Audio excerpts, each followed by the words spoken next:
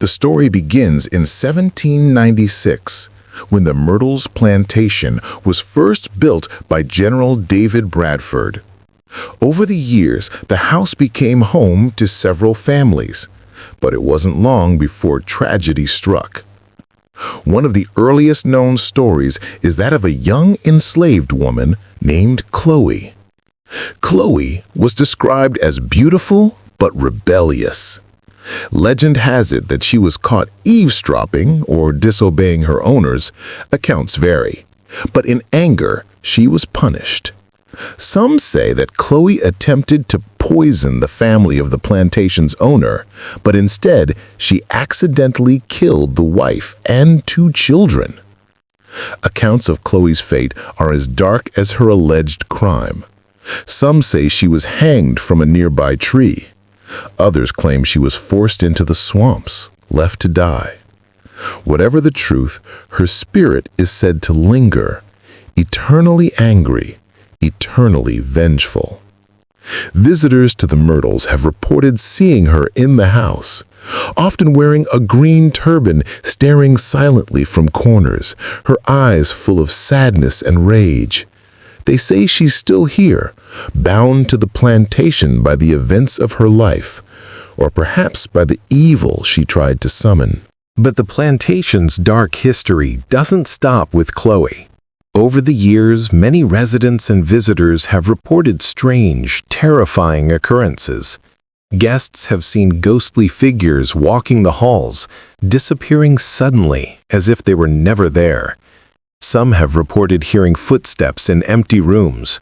Others claim to have smelled the faint, unmistakable scent of burning, a smell that has no source. One of the most chilling phenomena involves mirrors.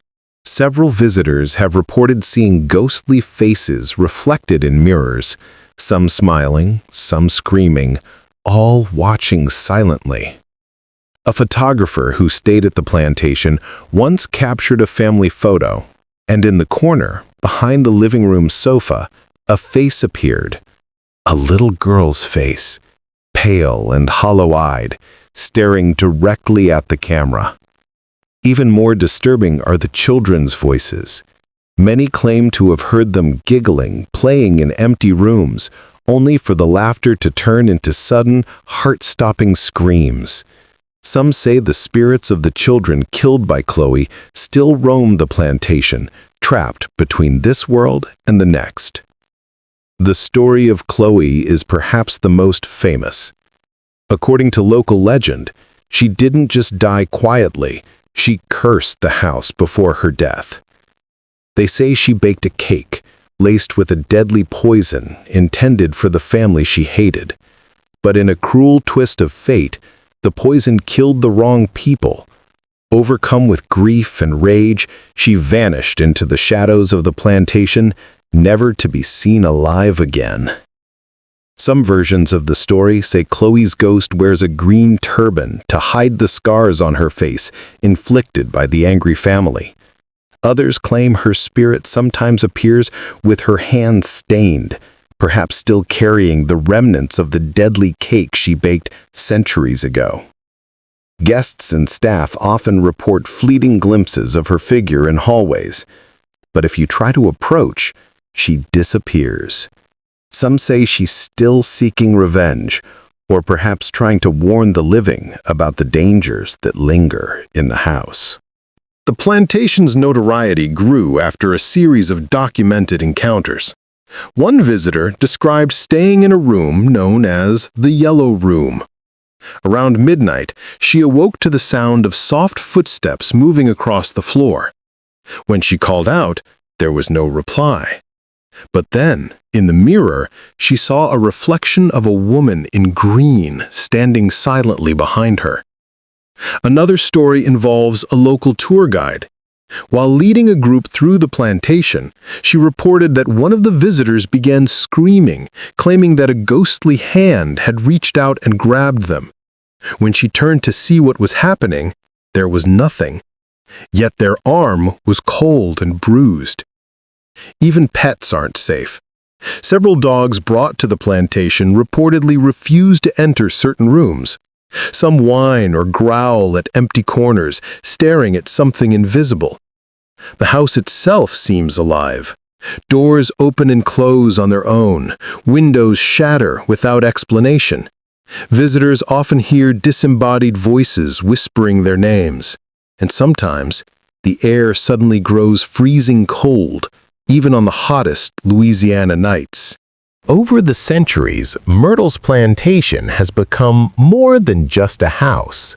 It's a symbol of the tragedies and horrors that can linger long after death. It has appeared in countless paranormal documentaries and investigations. People travel from all over the world, hoping to witness the unexplained phenomena firsthand. Some come out shaken, pale, or unable to speak about what they saw. Others never come out the same. Even locals avoid the property at night, telling stories of shadowy figures walking the grounds, of strange lights flickering in the windows, of the eerie sounds of a piano playing softly, even though the house has no resident musicians. The plantation also holds a warning, a reminder that history carries consequences. The sins of the past, whether murder, betrayal, or vengeance, have a way of lingering, sometimes longer than life itself. In recent years, paranormal investigators have captured chilling evidence. Cameras record unexplained lights, sudden movements, and orbs of energy floating in empty rooms. Thermal imaging cameras show cold spots where no one is standing. One night, a visitor claimed to hear someone singing in the parlor, a lullaby, soft and sorrowful. When they entered the room, it was empty. No one was there. Another group reported that objects would move across rooms on their own, chairs sliding, doors slamming, even paintings falling from the walls. Some have captured ghostly faces pressed against windows, only visible in the photos. Despite all the paranormal activity, the plantation continues to welcome guests. Those brave enough to stay overnight, and investigators daring enough to confront the spirits of the past. The Myrtles Plantation stands today as one of the most haunted houses in America. Chloe, the children, and the countless souls who suffered there continue to linger, tied to the land, the house, and its dark history. Visitors often leave with more questions than answers.